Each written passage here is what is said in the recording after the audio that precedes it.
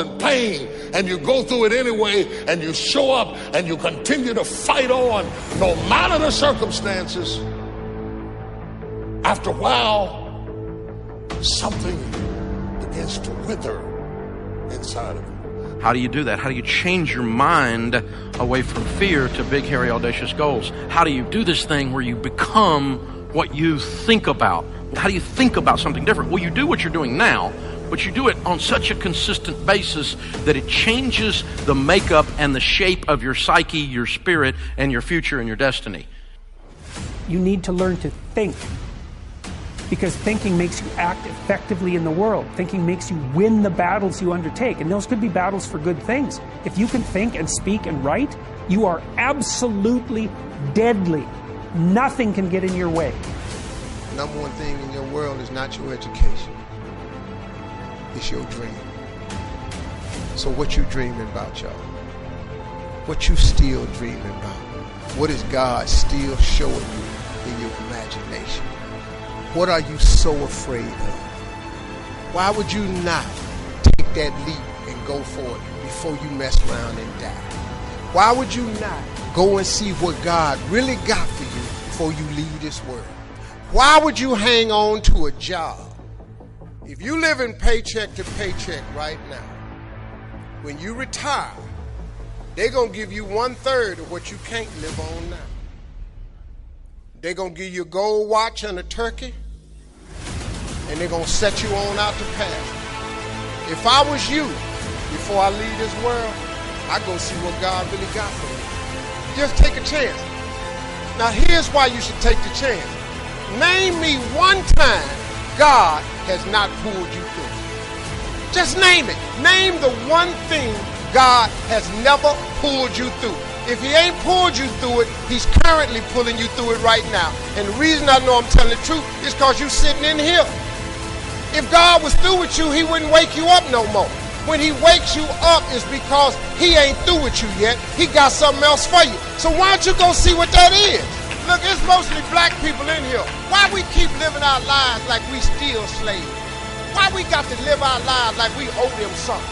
Man, you owe yourself something. Go be free. Go see what God got for you. Oh, Steve, that's easy for you to say. You rich. Hell, did you hear me? I lived in a car for 3 years. On October 8th, I won $50. October 9th, I quit. How big a jump you want to take? You ain't even got to do that. A lot of y'all got savings. You may not have 3 years up, but you only need a little bit. Just jump. Go see what God got for you. Quit sitting here in your life posturing like it's okay. Quit funking the fake. Quit faking the funk. Quit got people thinking you something you ain't, man, when you really know you won't be something else. Some people quit because things are out of control. Nobody quits what you can control. But the moment you get in something where you don't get your way,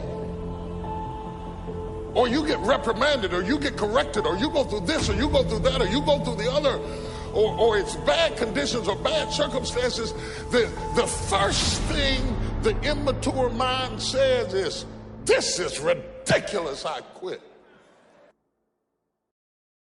My self-esteem, even though I was building it up and I lost weight and stuff like that, I'm now around the most uncommon of uncommon people. And I'm like, my God, I'm here. Do I belong here? Do I belong here? So your mind has a good way of taking the path of least resistance. Whenever friction happens, friction causes growth. Whenever friction happens, that's why a lot of us don't have any growth, because when friction happens, we go the opposite direction. So in my mind, when friction happened, my mind said, oh, hey, man, let's get out of here. You're not real.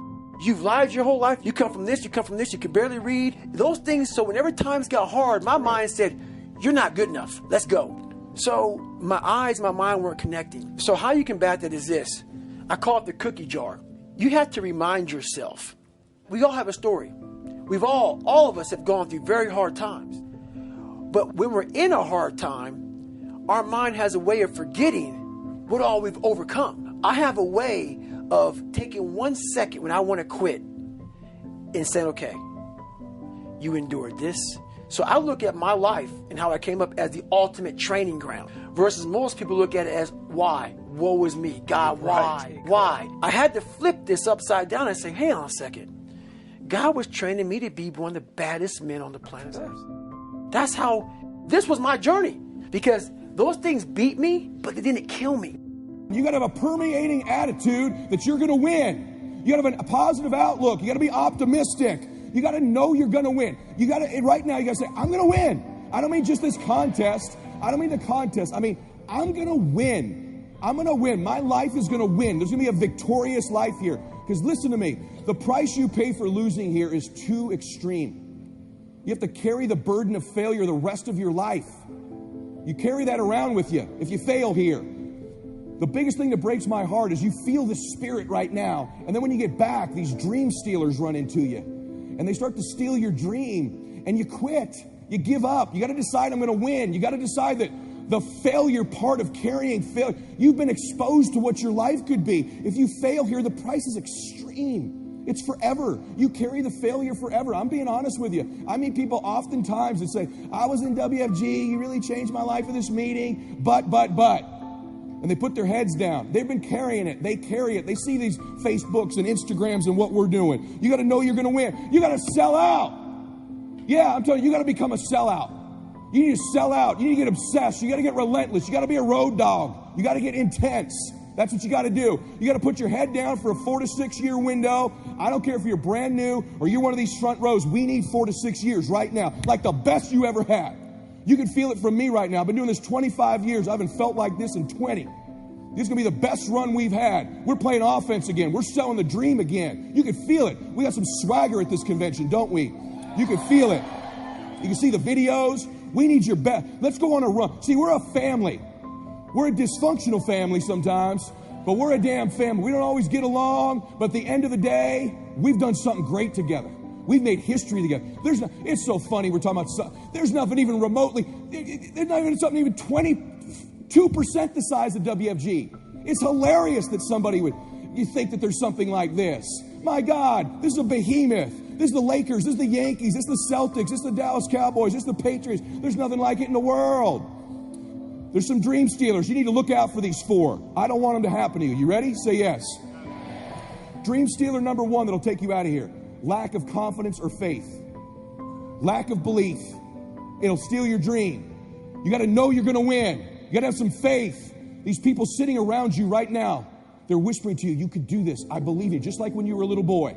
Just like when you were a little girl. They've always believed in you. They've always known you were going to do something special. They always knew you were great. You need to know it. You need to take that God that's sitting there with you and those precious souls that have passed, that have always believed in you, and you carry them with you everywhere. They're with you anyway.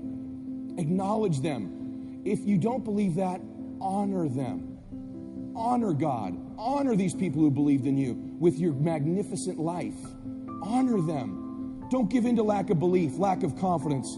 Don't ever do that again. Don't do it in WFG or out of WFG. You were made to do something great. You're special.